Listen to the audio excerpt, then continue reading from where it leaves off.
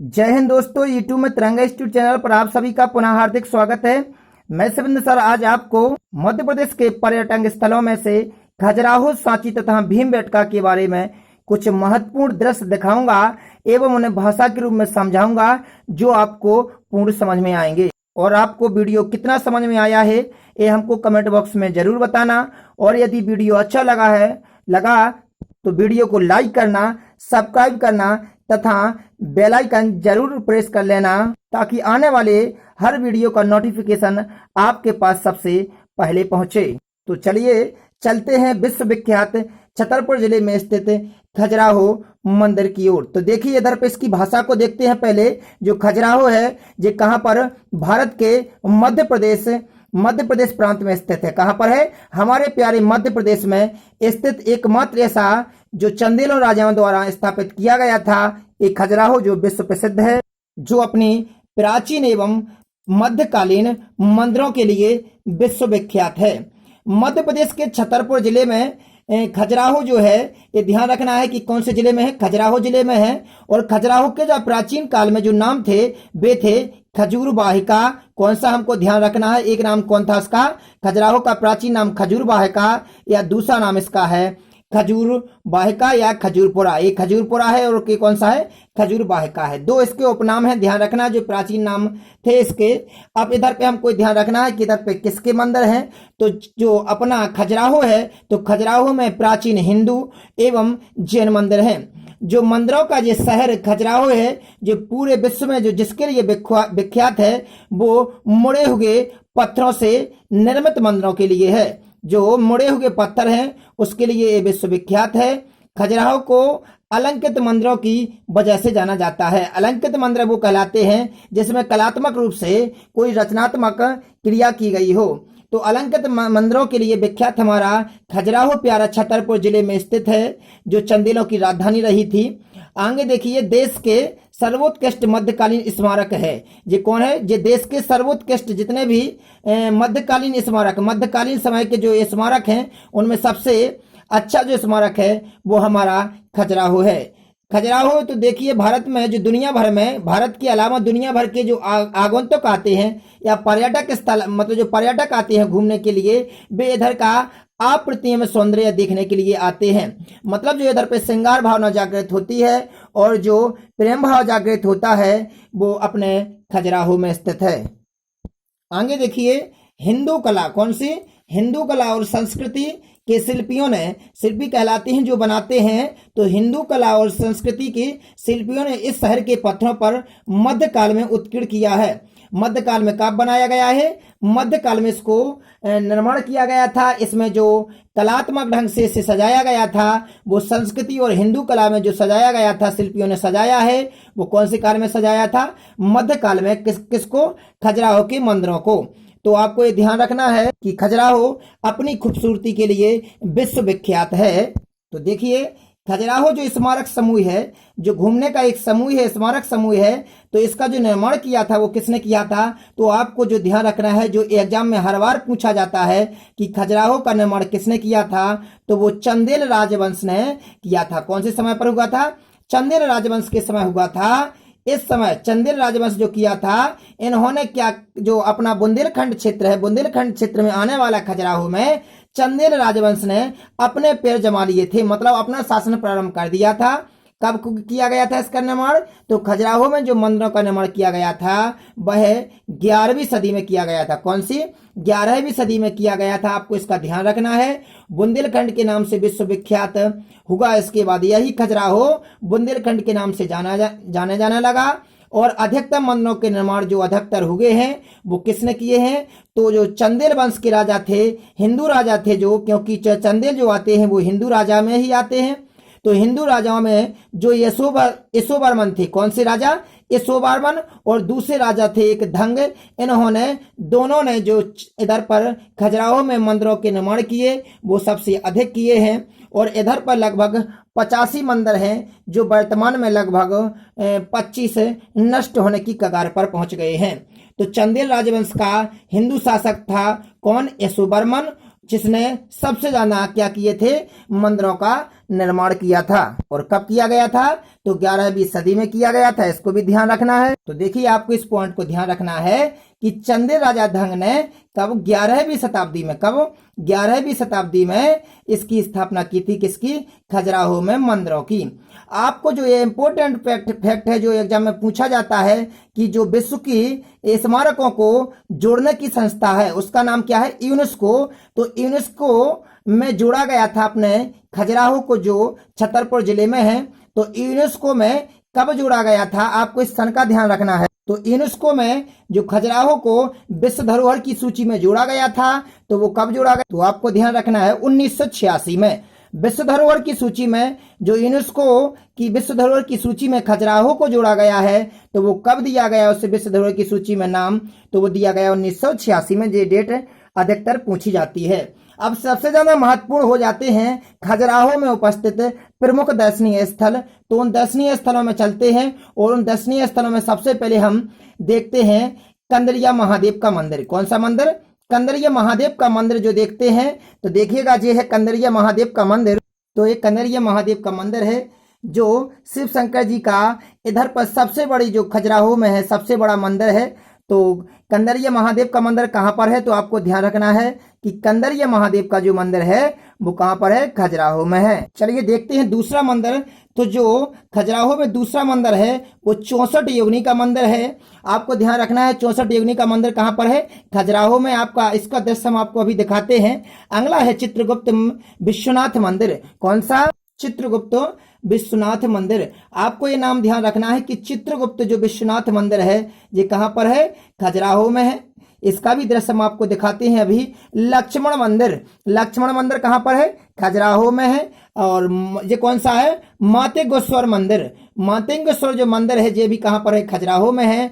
अगला जो मंदिर है जो अधिकतर एग्जाम में पूछा जाता है कि पार्श्वनाथ का मंदिर कहाँ पर है, तो ध्यान रखना है कि पार्श्वनाथ का जो मंदिर है ये मंदिर कहाँ पर है, खजुराहो में। तो कंदरिया का मंदिर हो, चाहे 64 योगिनी का मंदिर हो, चित्रगुप्त का मंदिर हो, लक्ष्मण मंदिर हो, मातेंगेश्वर का मंदिर हो, पार्श्वनाथ भगवान जो जैन तीर्थ का मंदिर है ये भी कहाँ पर है, हमारा खजुराहो में है। जिसको घटाई मंदिर कहते हैं या उसका दूसरा नाम है भगवान आदिनाथ का मंदिर। तो जो आदिनाथ का मंदिर भी है वो कहाँ पर है, हमारा खजुराहो में है। ये आपको ध्यान रखना है। और दक्षिण समूह में जो मंदिरों लिए गए हैं, देखिए वास्तव में इनको 3 समूहों में बांटा गया है खजुराहो के मंदिरों को, पश्चिमी समूह और पूर्वी समूह के मंदिर और दक्षिणी समूह के मंदिर। जो पश्चिमी समूह के मंदिर हैं अधिकतर उसमें मंदिर हैं, और जो पूर्वी समूह में मंदिर हैं उसमें खाली नक्काशीदार जैन तीर्थ के मंदिर हैं। कौन से हैं, नक्काशीदार जैन तीर्थ के मंदिर हैं। और जो दक्षिणी समूह में, जो दक्षिणी क्षेत्र में उधर पे खजुराहो में मंदिर हैं, तो उधर पे केवल कुछ ही मंदिर हैं। तो आपको हम बता दें कि 3 भागों में बांटा गया है खजुराहो के मंदिरों का वर्णन करने के लिए, क्योंकि लगभग 85 मंदिर हैं जिनमें से नष्ट होने वाले 25 मंदिर हो चुके हैं। अब जो पश्चिमी समूह और दक्षिणी समूह के मंदिर हैं वहां पर, उनमें लगभग 8 मंदिर हैं। 8 मंदिरों में से और लगभग कुछ मंदिर हैं जिनमें से 8 मंदिर विष्णु भगवान के लिए समर्पित हैं। कितने मंदिर, 8 मंदिर विष्णु भगवान के लिए हैं, 6 मंदिर शिव भगवान के लिए हैं, 1 गणेश के लिए और 1 सूर्य भगवान के लिए समर्पित है। जो पश्चिमी समूह और दक्षिणी समूह के मंदिरों की बात हम कर रहे हैं, आपको हम अभी दृश्य के रूप में सभी दिखाते हैं।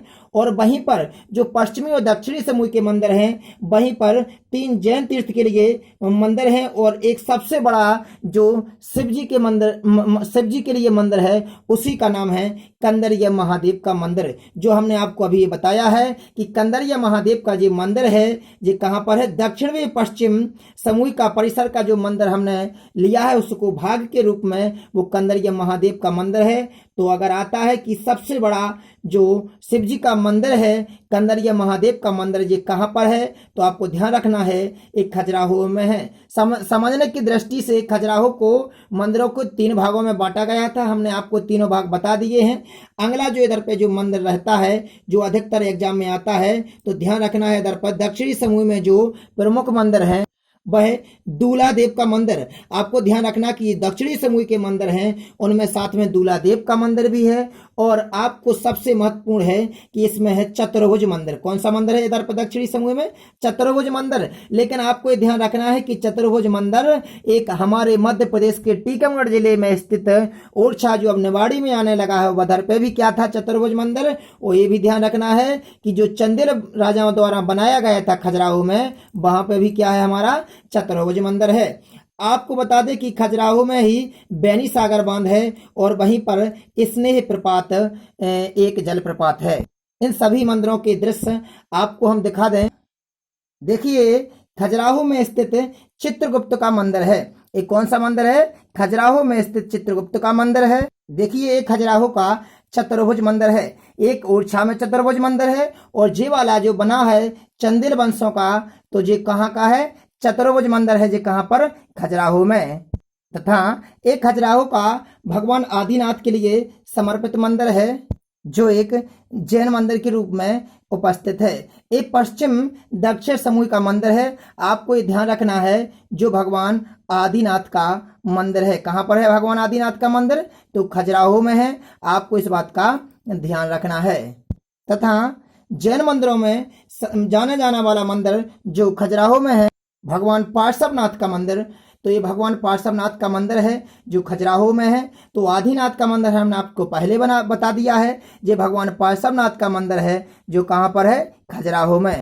देखिए ये भगवान विश्वनाथ का मंदिर है जो खजुराहो में है। तो विश्वनाथ का मंदिर कहाँ पर है? खजुराहो में। आपको इन नामों को ध्यान रखना होगा क्योंकि यही मंदिर पूछे जाते हैं कि भगवान पार्श्वनाथ का मंदिर कहाँ पर है, विश्वनाथ का मंदिर कहाँ पर है। तो आपको बताना होगा एक खजुराहो में है। दृश्य इसलिए दिखा दे रहे हैं जिससे कि आपको ज्यादा समय तक ध्यान बना रहे। देखिए मेरे प्रिय छात्रों, ये जो मंदिर है ये चित्रगुप्त मंदिर है जो कहाँ पर है? खजुराहो में है। तो ये चित्रगुप्त मंदिर भी आपको ध्यान रखना है। और सबसे महत्वपूर्ण 64 योगिनी का मंदिर, जो 64 योगिनी का मंदिर है ये कहाँ पर है? खजुराहो में है। जो आपके सामने ये दिखाई दे रहा है ये 64 योगिनी का ये मंदिर है जो कहाँ पर है? खजुराहो में है। ये अपनी प्रतिभा के लिए विख्यात है। अब देखिए इसका क्षरण होना स्टार्ट हो गया है।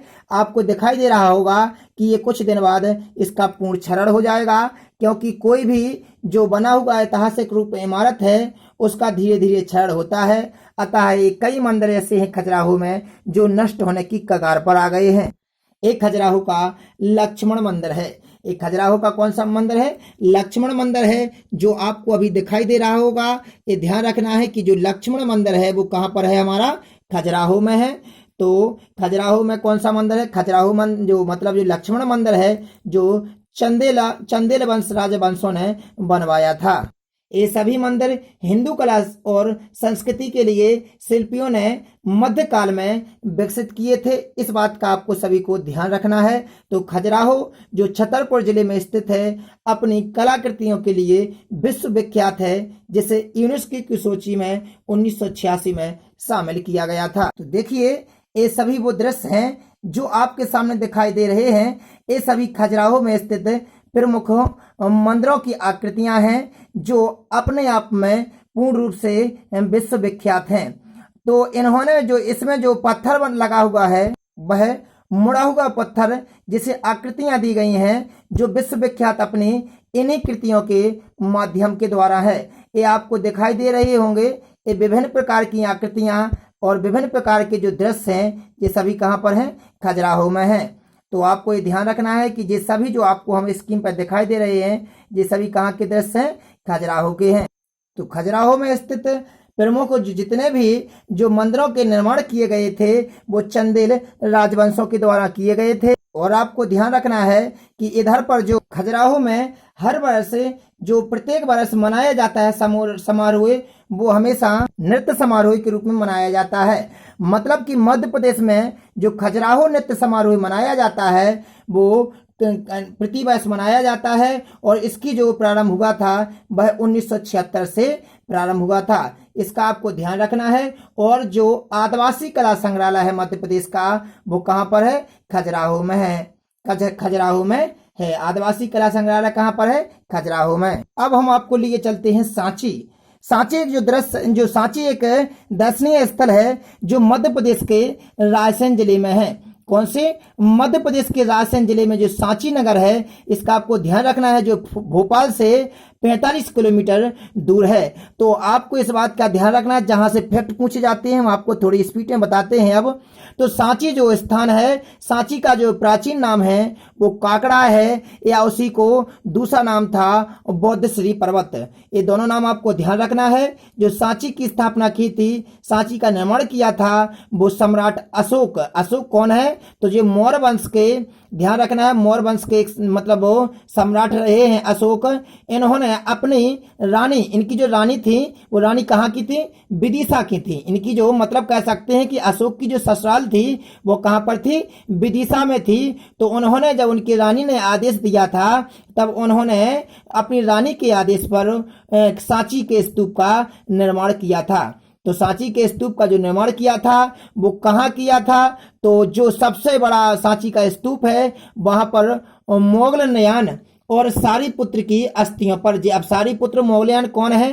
तो जे एक बौद्ध धर्म को मानने वाले जो तीर्थकर थे और ये बौद्ध धर्म का अनुसरण करते थे। तब इन्हीं की अस्थियों पर, अस्थि मिस कहलाती है, जब कोई मरने के बाद जो अस्थि बचती हैं, तो अस्थियों के ऊपर चंद्रगुप्त विक्रमादित्य के एक सेनापति थे अम्रकमादेव, उनके अभिलेख में ये लिखा गया था कि चंद्रगुप्त विक्रमादित्य के सेनापति के जो उन्होंने सेनापति थे, उन्होंने लिखा था, अम्रकादेव ने एक अभिलेख है, उस अभिलेख में हमको प्रूफ मिला है कि सारीपुत्र की अस्थियों पर जो किया गया था सांची का स्तूप का निर्माण।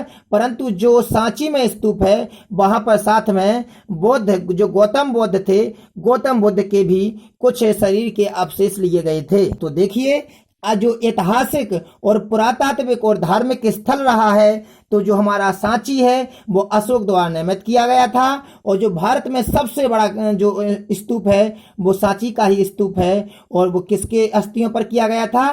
तो मोगली पुत्र तिस के ऊपर, जो हमने वहां पर बताया था, वो सबसे बड़ा था। परंतु जो भारत में सबसे बड़ा है वो मोगली पुत्र तिस की अस्थियों पर, जो सांची का स्तूप है वो किसकी?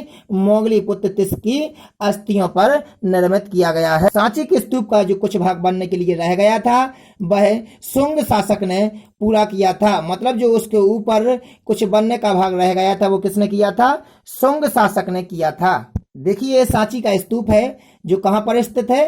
तो सांची का ये स्तूप जो है जे रायसेन जिले में स्थित है, जो भोपाल से 45 किलोमीटर दूर है। देश विदेश से लोग इसे देखने के लिए आते हैं। इधर पे आपको इस बात का ध्यान रखना है कि इसका जो शेष भाग कुछ रह गया था, ऊपर वाली जे वाला जो भाग रह गया था, जे किसने? शुंग शासक ने पूरा करवाया था। और इसका जो निर्माण करवाया था स्तूप का, वो किसने करवाया था? अशोक ने करवाया था। तो ये किसके अस्थियों पर किया गया है? तो तिस पुत्र के अस्थियों पर किया गया है, तिसकर। तो जो तिस थे ये बौद्ध धर्म के अनुयायी थे। और जो बौद्ध धर्म थे, तो बौद्ध धर्म की स्थापना गौतम बुद्ध ने की थी। गौतम बुद्ध का प्राचीन नाम सिद्धार्थ है। तो उनके जो गौतम बुद्ध जो बौद्ध धर्म मानते थे, वो अशोक बौद्ध धर्म के अनुयायी थे, बौद्ध धर्म मानने लगे थे।